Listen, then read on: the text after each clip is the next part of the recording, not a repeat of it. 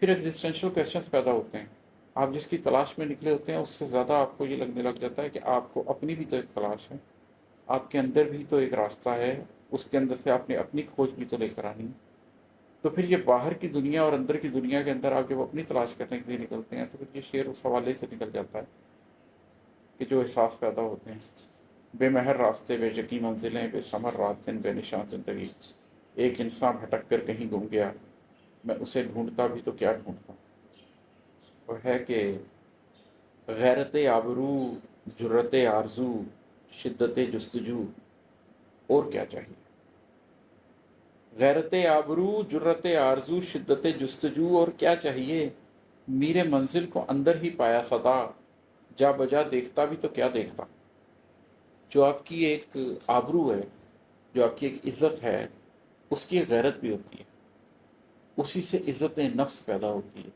تو جب آپ کے اندر عزت نفس پیدا ہو جائے، غیرت آبرو پیدا ہو جائے، اس کے بعد آپ کے اندر کسی منزل کی آرزو جاگے، جو کہ ظاہر ہے اب ایک ایسے شخص کی آرزو ہے جس کی کوئی سیلف اسٹیم ہے، جس کی زندگی کا کوئی مقصد ہے، جو اپنی مقصودیت کو پا چکا ہے، تبھی تو غیرت آبرو رکھتا ہے اپنے اندر. پھر اس کے اندر بھی آرزو پیدا ہوتی ہے، اور اس آرزو کے لیے جرت چاہیے ہوتی ہے. وہ حسرت موہانی کا ایک شعر ہے، غم زندگی کا حسرت سبب اور کیا بتاؤں، میرے ذوق کی بلندی، میرے حوصلے کی پستی. لیکن جب آپ کو لگے کہ میرے ذوق بلند ہے تو مجھے حوصلہ بھی بلند کرنا پڑے گا، اور آپ اس آرزو کو پانے کی جرت بھی حاصل کر لیں، اور پھر اس کی جستجو میں نکلیں، اور پھر آپ اپنے آپ کو پرکھیں کہ ہاں، اس جستجو میں آپ ہار ماننے والے بھی نہیں ہیں. آپ وہ ہیں جو راک سالڈ فیصلہ کر چکا ہے کہ اس نے کرنا ہے، اس کی جستجو کے اندر شدت ہے. تو جب غیرت آبرو، جرت آرزو اور شدت جستجو تینوں مل جائیں تو پھر پیچھے ضرورت اور کس چیز کی رہ جاتی ہے. پھر دنیا میں آپ کو اور کیا چاہیے. آپ کو مادی سپورٹ کیوں چاہیے، آپ کو لوگوں کی سپورٹ کیوں چاہیے، آپ کو میر منزل کیوں چاہیے، آپ کو ناخدا کیوں چاہیے.